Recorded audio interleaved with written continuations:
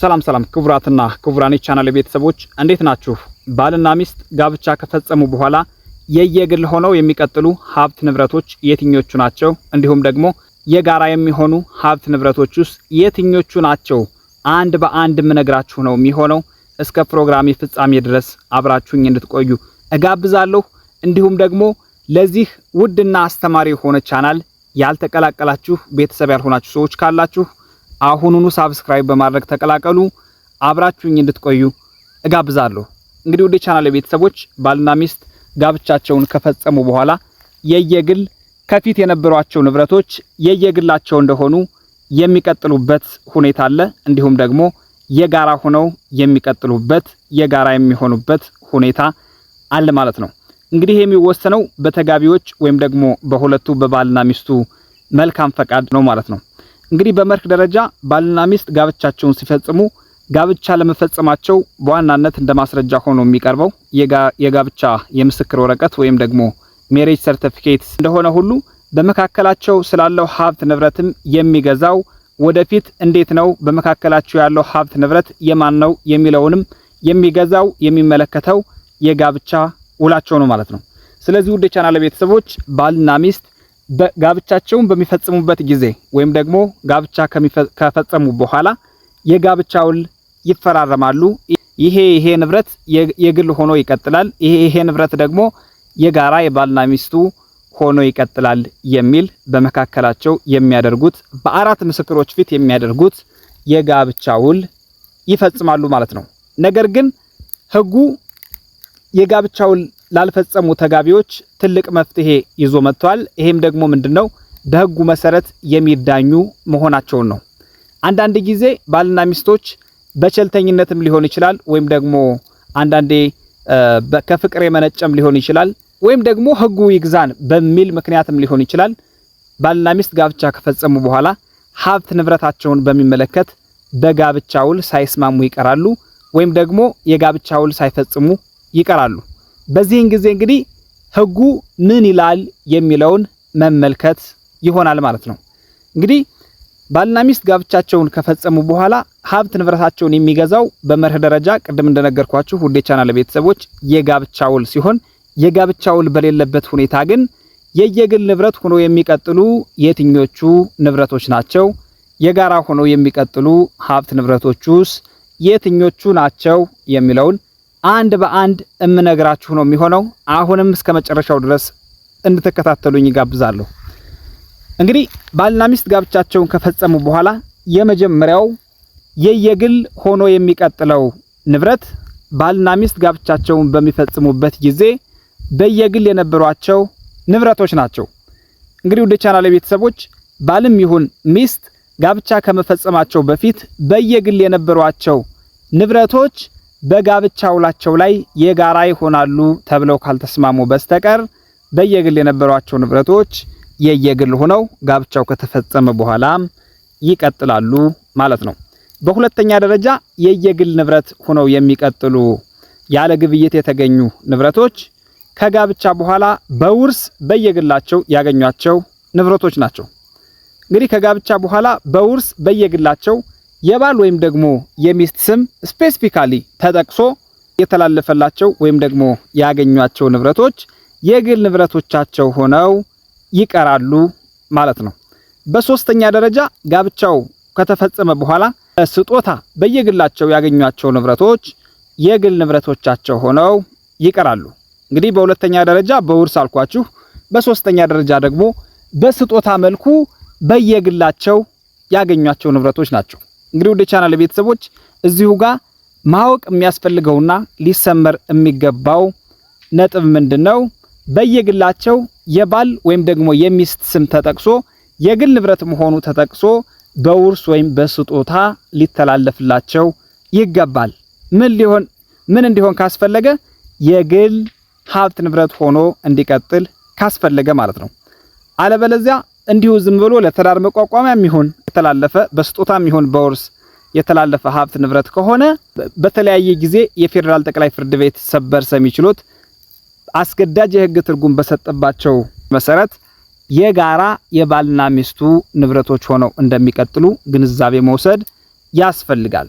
ምን ከሆነ በየግላቸው ስማቸው ተጠቅሶ ካልተላለፈላቸው ማለት ነው። ስለዚህ በውርስም ይሁን በስጦታ በየግላቸው ያገኟቸው ንብረቶች የግል ሆነው እንዲቀሩ ካስፈለገ በየግላቸው ስማቸው ተጠቅሶ ለየከሌ ተብሎ የባል ወይም የሚስት መሆኑን የሚያመላክቱ ቃላት ተጠቅሰው መገኘት አለባቸው ማለት ነው። በአራተኛ ደረጃ እንግዲህ በግብይት የተገኙ ንብረቶችን ይመለከታል። እስካሁን ድረስ እነዚህ ሶስቱን የነገርኳችሁ ያለ ግብይት የተገኙ ንብረቶችን የሚመለከት ነው። ነገር ግን አንዳንድ ጊዜ በግብይት የተገኙ ንብረቶችም የግል ሀብት ንብረት ሆነው የሚቀጥሉበት ሁኔታ አለ።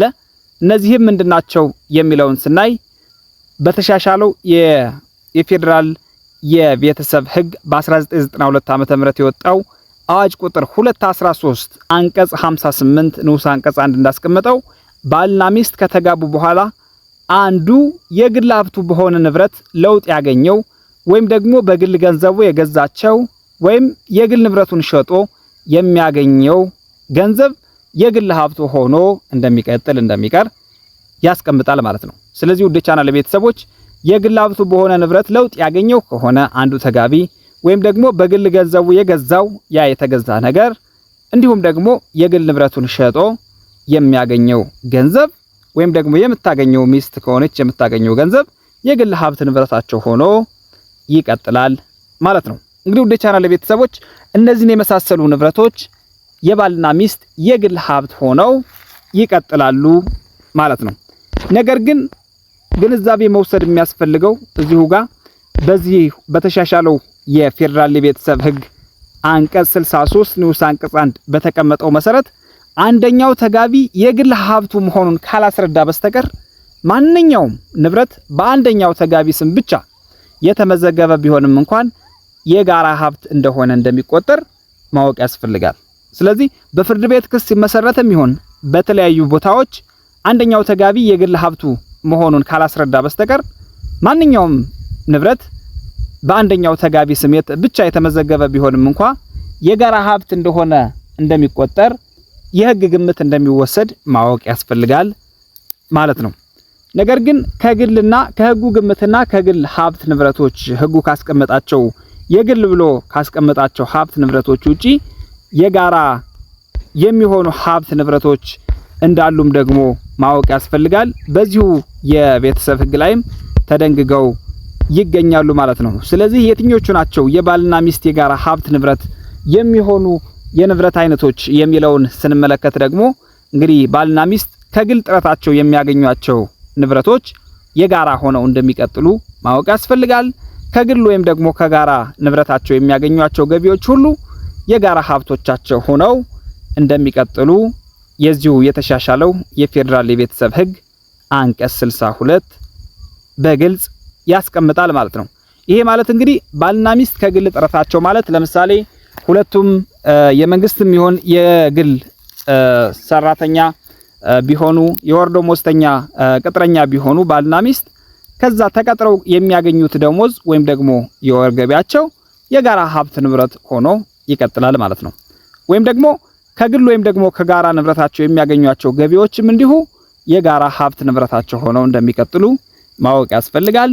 ለምሳሌ ባል ወይም ሚስት የግላቸው የሆነ አንዳች ቤት ቢኖር ያ ቤት ደግሞ በየወሩ እየተከራየ የሚያስገኘው የኪራይ ገቢ ያ ገቢ የግል ሆኖ ሳይሆን የሚቀጥለው የጋራ ሆኖ ነው። ምክንያቱም ከግል ወይም ደግሞ ከጋራ ሀብታቸው የሚያገኟቸው ገቢዎች ሁሉ የጋራ ሀብቶቻቸው ይሆናሉ ብሎ ህጉ በግልጽ ስለሚያስቀምጥ በጋራ ይሆናሉ። ቤቱ የግል የባል ወይም የሚስት ነው። ነገር ግን ከቤቱ የሚገኘው ገቢ በኪራይ አማካኝነት በየወሩ የሚሰበሰበው ያ ገቢ የጋራ ሀብት ንብረት ሆኖ ይቀጥላል ማለት ነው። እንግዲህ እንዳጠቃላይ ይሄ የተሻሻለው የፌዴራል የቤተሰብ ሕግ አንቀጽ 62 በሚያስቀምጠው መሰረት የአንደኛው ተጋቢ የግል ሀብት ነው ካልተባለ በስተቀር ባልና ሚስት ከተጋቡ በኋላ በግብይት የሚያገኟቸው ንብረቶች ሁሉ የጋራ ሀብት መሆናቸውን ማወቅ ያስፈልጋል። እንግዲህ ወደ ቻናሌ ቤተሰቦች ይሄን ይመስላል። ባልና ሚስት ከተጋቡ በኋላ ጋብቻ ከፈጸሙ በኋላ የየግል ሀብት ንብረት ሆነው የሚቀጥሉ የትኞቹ ናቸው? እንዲሁም ደግሞ የጋራ ሀብት ንብረት የሚሆኑ የትኞቹ የንብረት አይነቶች ናቸው የሚለውን አጭርና ቀላል በሆነ አቀራረብ አቅርቤላችኋለሁ። ይህን ይመስላል የዛሬ የህግ ምክርና ትንታኔ።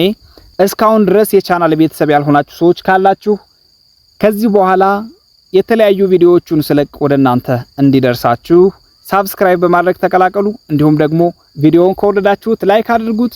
ለሌሎቹ ጓደኞቻችሁ እንዲዳረስ ሼር በማድረግ ተባበሩ። አብራችሁኝ ስለነበራችሁ አመሰግናለሁ። ቻው ቻው ባባይ